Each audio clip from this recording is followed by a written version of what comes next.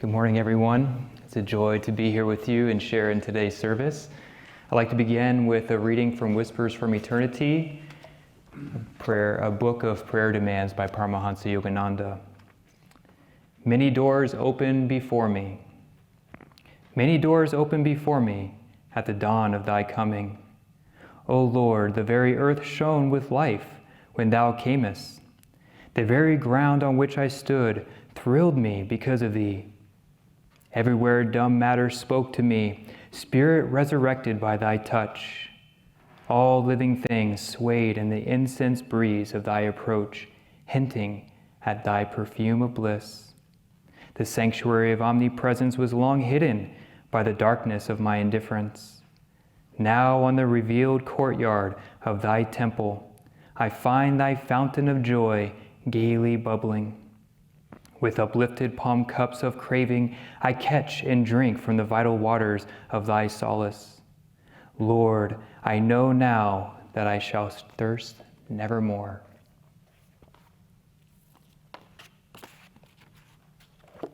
So I'd like to go on a journey with you all, a journey following how Divine Mother, how God first manifested creation and became what we see before us. Paramhansa Yogananda said when God was in his absolute form, it was just perfect stillness. And he took a portion of that bliss consciousness, Sat Chit Ananda, ever existing, ever conscious, ever new bliss, and he set it into motion. And that initial form of manifestation created the astral plane, or the causal plane, the realm of ideas, the blueprints of creation. And as those bliss ideas continue to expand and condense, it formed the astral universe, the realm of energy and light. And as that energy continued to condense, we see before us the physical reality. But it's important to remember that that seed of bliss was manifest at every stage of creation. That you and I are all manifestations of that bliss. At the heart of our being, we are Sat Chit Ananda. Nothing separates us from that. Bliss is who and what we truly are.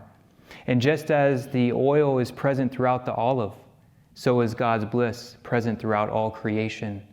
And so we are on this journey of awakening the remembrance of that bliss. And the way we experience that bliss is the inner soul call to rise, that call to embrace that higher road to expansion, to experience life from that plane of superconscious perception of who and what we are. I had a most amazing conversation with a friend online, a student, and he was telling me, sharing with me, what led him to embark on this spiritual journey. And very early on, every time he closed his eyes, he felt his energy being drawn into this blue tunnel of light. And he had a little bit of mixed feelings about this experience. At first, he felt very scared because this blissful expansion was drawing him out of a reality he's grown accustomed to, the physical body. And yet, on the other side, he felt that expansive bliss. He felt himself freer, more joyful, more himself. And like any other conscientious person would do, he went to Google to look up the symptoms. And he typed in all these symptoms, and no, WebMD did not come up with a diagnosis, but none other than Ananda.org on the page, What is the Spiritual Eye? And so he realized that what he was going through was not something outside of the spiritual life, and it motivated him to take it more seriously, more earnest. And so it is for all of us. We've heard that soul call. It may have manifested differently than going into a blue tunnel, but nonetheless, it's inspired us, it's motivated us to embrace the spiritual life more deeply. And so one could say the whole spiritual life, this whole journey back to the infinite state, is one of learning how to cooperate with this inner call. And so the techniques we practice, the attitudes we develop, it's all helping us to align with that soul call, which is God's bliss, drawing us into his infinite state. And so much more than what we do outwardly, it's how we do it. As Swami Kriyananda said, really the attitude in which we live our lives is more important than anything else. And so recently, I read in Demystifying Patanjali 3 key attitudes that Swami said if we adopt and integrate these in our lives, our energy will be more elevated, our consciousness more open. And I would like to explore these 3 attitudes of self-control, devotion, and calmness. Well, self-control is one of those interesting ones, some things that we sometimes like to stray away because it may sound rigid or controlling. But I would like to pick it up by this thread that each and every one of us are at a perpetual crossroads. Every moment of our lives, a choice is thrust upon us. Do we turn towards the light or do we turn away from the light? Do we open ourselves to God's love or do we reject God's love? And it's not a black or white issue. It's not either or. We're a mixture of qualities, some very much open to God's light and some still kind of holding on to its own reality. And so the spiritual life in this effort of exercising self-control is learning to turn every thought, feeling, experience, everything we encounter in life, to turn that upwards towards God. Essentially, we need to turn the cup of our hearts up so God can fill us. You know, Swami Kriyananda likened God's grace as sunlight on the side of a building. And this sunlight shines equally on all the windows, whether they're open or closed. And when the windows are open, of course, the room is illuminated. And so that building with all those windows represents our consciousness. Some aspects open, some aspects closed. And all of us have come a great distance on the spiritual life, or else we wouldn't be here today. And so we've developed spiritual abilities, spiritual strengths, God-given abilities to turn more deeply into the path, to offer more to God. But we can't rest there. We can't stop there. We have to use our strengths so that we continue to go through the building of our consciousness and opening those windows wide to allow God's grace to flow. And in that, we find that we've never been separate. Everything that we've ever longed for in life is to be discovered within us. I had this interesting experience when I first moved to the village. I started working with property services, and I must admit that my scope or my idea of what it meant to serve a spiritual work was very narrow. And so I was out there in the snow and the rain, digging ditches, fixing toilets, and I wondered, is this really my spiritual life? Is this spiritual work? Well, Divine Mother saw ample space to teach me valuable lessons there. So for many, I'm about to say many lifetimes, probably many lifetimes, but many years working for property services, I started to realize, especially working with saintly people, where the joy in their eyes shone. Whether they were fixing a toilet or whether they were giving service, nothing was different. And I realized I must be missing something here. Let me go inside. Let me find that joy, which is unconditioned by circumstance. And Divine Mother finally tested me one day, and I was mowing. Ananda Village has a lot of grass. For those online who've never been here, a lot of grass. And we use tractor mowers, which has a huge 5-foot diameter blade. And so one day I was mowing happily, and I ran over a hose, which I didn't know I ran over a hose, but then it coiled up around the propeller. And all of a sudden, it felt like it was raining. Well, it wasn't. It was the middle of August. It was not raining. And I looked to my right, and a standpipe was gushing out water. The hose was attached, and I had pulled it out. So I worked with Ramu. So I jumped off the tractor enthused for the next opportunity, and I dug up the repair, and I noticed it was very complicated. It was a union of like 3 different pipes. And no matter what I did, I couldn't repair it. Again and again, I tried everything I could to no avail. But then I remember God is present equally in this mud ditch with this broken water main than he is in Kriya Yoga. So let me pray to Babaji. Babaji, I know there must be an answer. I know there's a solution at hand. You must show me what I need to do. And I kid you not, I got very still, my eyes were closed, and like a lightning bolt, an image flashed before my mind of the repair that I needed to put together. And I was stunned because as soon as I put those pieces together, it fit right in place. So naturally I had to ask myself, who knew Babaji was a master plumber? Who knew? But of course, he's one with the universe. He's a master plumber. And so we have to remember behind all life's circumstances is that bliss that is calling for us to rise. Divine Mother has one wish, and that's to awaken us. And that wish to awaken us is manifest in every circumstance, in every moment of our life. If we but just turn our experiences, turn our hearts, turn our energy, whether it's difficult or easy, turn it towards the light, and God will awaken that memory within each and every one of us. So devotion. Devotion, we all know the importance of devotion. Paramhansa Yogananda said, Kriya plus devotion is like mathematics, it cannot fail. And that put devotion pretty high on the altar of life, didn't it? But it's an often misunderstood quality because it's equated with love. And I've heard many people say, well, I don't feel love in my heart, I must not be devoted. But love is an aspect of devotion. It's not the sum total, it's not everything. And so there's other aspects we can tune into in developing and deepening our devotion in life. Devotion is the yearning of heart. It is the commitment of our will focused towards a certain goal.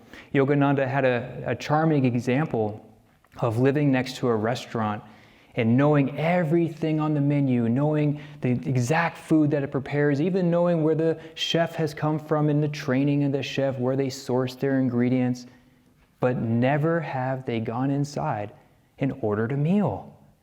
And Yogananda said, devotion is the hunger that drives us to the restaurant, sit down, and enjoy the meal. And so we all are naturally hungry for those things that promised happiness. Whatever we think will promise happiness, our will will naturally be behind us, guiding us, encouraging us, moving us along, trying to fulfill those goals. Without devotion, success in any area of life is impossible. But as disciples, as devotees, we realize no goal outside of the self wherever will ever fulfill us.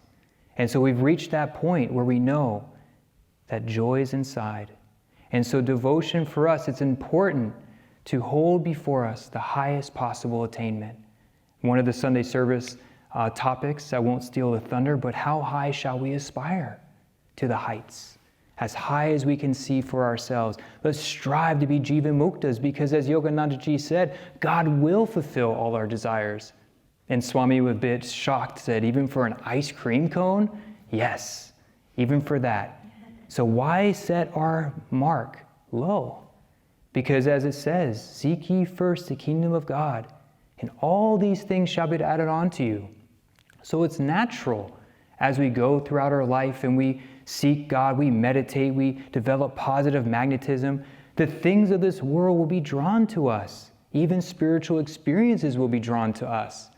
But are we going to allow ourselves to just grow satisfied on that level? Invest those blessings. Take those blessings into your meditation. Keep the hunger of the heart very much alive for being a Jiva Mukta, to be free from ego, to live in that bliss. I remember this one time I went over Devarshi, Naya Swami Devarshi's house to have pancakes, admittedly, but nonetheless, wish it was more exalted than that, but we got to eat too. And I was quite startled what I saw on his refrigerator, because I grew up in the culture where my refrigerator was filled with family photos and schedules and to-do lists and all these things that on a very practical level are important. All he had on his fridge was this piece of paper printed out in bold letters, moksha. And I was like, wow, keeping his priorities straight. And not to say we can't have our photos on the fridge, it's not saying that. But to keep our heart focused on what's really important and stop at nothing until we achieve that. There was this interesting story about a saint that was reputed to live 300 years. And this saint, through many, many years of sadhana, had developed the 7 siddhis, I believe it's 7, but all the spiritual powers that one can develop. And he was a little bit prideful of this. He kind of felt this was his pride and joy. All his life he was striving for these powers, and they came. Fantastic.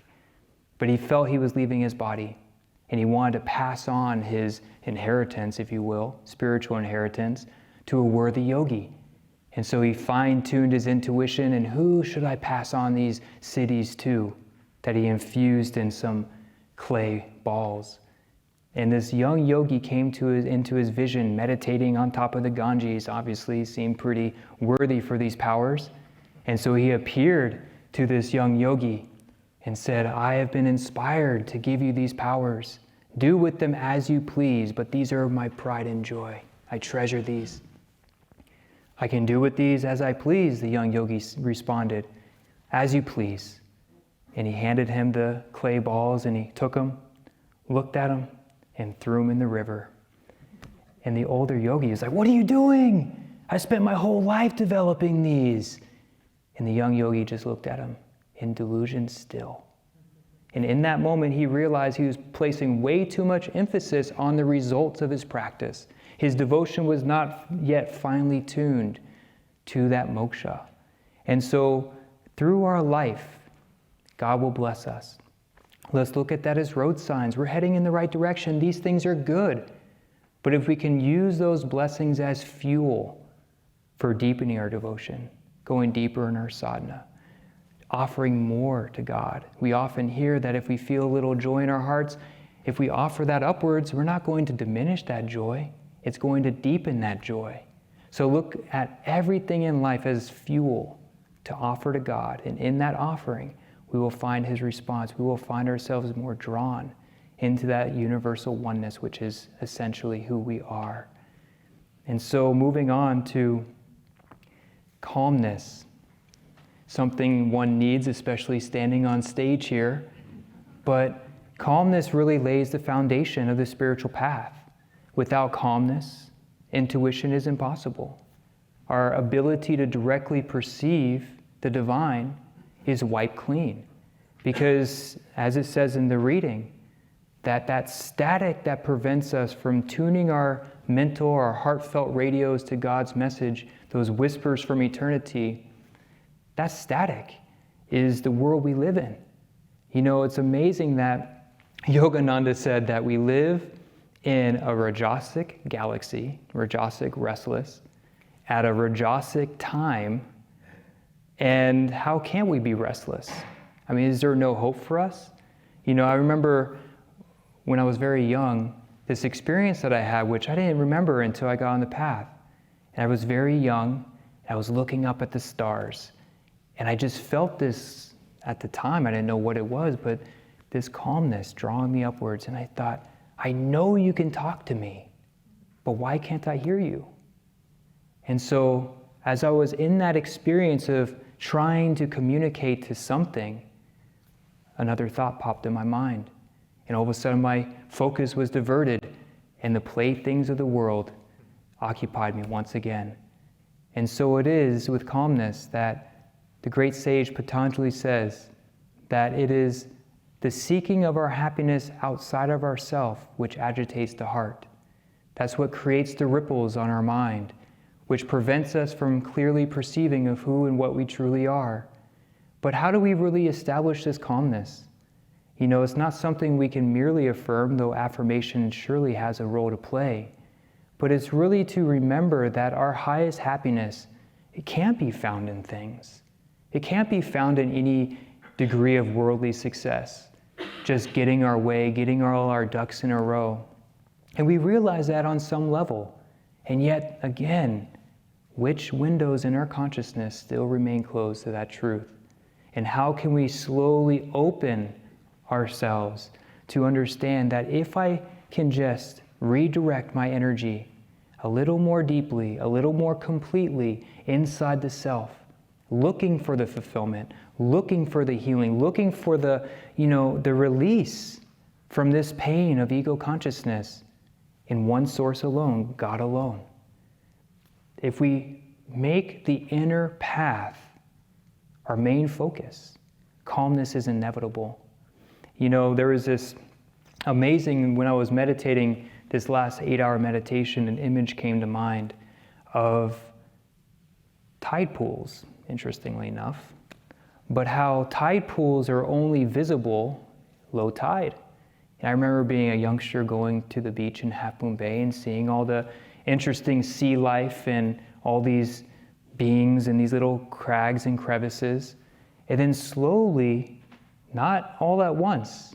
The tide slowly fills those tide pools, slowly fills all those little crevices with the water of the ocean. And so it is with meditation. So it is with deepening our calmness, deepening our experience with the divine in our lives. It's not just going to be like a light switch that turns on. If it is, Hari Om, like, good for you, that's great. But I have felt it as that wave, slowly and gradually washing over my consciousness, filling my mind, filling my heart, a little at a time. And if I was able to remain open to that experience, calmly receptive, then that experience slowly could wash over my awareness, my consciousness. You know, there's this beautiful image that I'm sure most of us have heard of, but of that of a lake, and how this lake, when it's perfectly still, will perfectly reflect the full moon from above. That's like our consciousness. When we can be perfectly still, remain unattached by outward circumstance, unaffected by pain or pleasure, centered calmly in ourself, then we can perfectly perceive that infinite consciousness. We don't have to create it. It's already there. We just have to be able to open ourselves to it. But every time we get restless, every time our likes and dislikes get in a little tiffy, our desires and attachments get stirred up, it's like throwing little rocks, little pebbles, big boulders into that lake, creating these distortions, these ripples on that surface of the lake, which distorts that full moon's image. And so it's important for us to remember that we're not creating divine consciousness, we're not creating bliss, we're not creating calmness, we're not creating our own freedom. It exists already. We just have to align ourselves to be open to receive it. There's this fun story which I always love reading about in the autobiography of Sri Yukteswar's first meeting of Babaji. And here's this great deathless yogi appearing to him in a narrow little lane. And Sri Yukteswar, upon realizing his Babaji, was a little bit excited, was like, come to my house. I want to honor your presence. And Babaji quietly refused. And he said, okay, just stay here. I'm going to go off and get some sweetmeats, some sweets. And he dashed off to the nearest store. And he came back and Babaji was gone. And he was a little bit hurt by that. And so months or weeks later, when he met him for the second time, Sri Yukteswar was visiting his Guru Lahiri Mahashaya, and the door opened, and in came Babaji. One day it'll happen to us. In comes Babaji, and we'll embrace him. We won't run off. And he was a little cold. Sri Yukteswar was a little aloof, and Babaji could perceive he was a little hurt. And he says, of course, you left me. He said, Yukteswar, you nearly extinguished me from the ether, from your restlessness.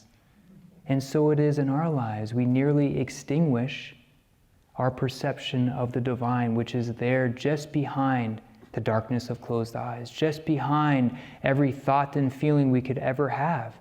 It's that divine consciousness which is emanating it, supporting it, and helping it to rise if we but remain receptive to it. And so as Paramhansa Yogananda said in his poem Samadhi, that by longer, deeper, thirsty, guru-given meditation comes this celestial samadhi. We must realize that samadhi is our inherent birthright.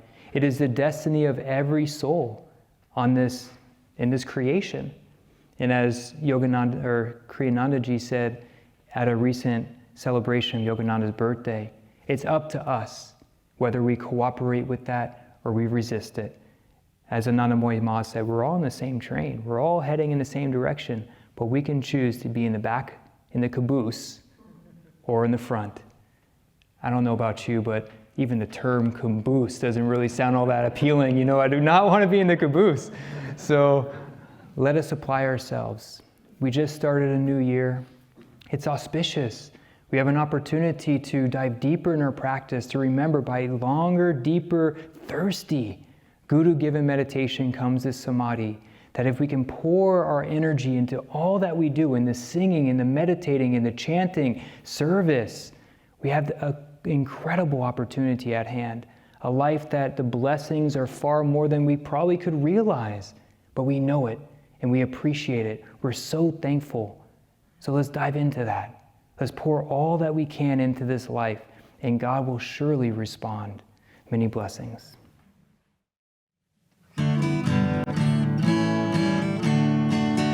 Every morning when I greet the sun, when I move forth through crowded ways, in my heart, Lord, ever so silently, I will always think of Thee. In my heart, Lord, ever so silently, I will always think of Thee.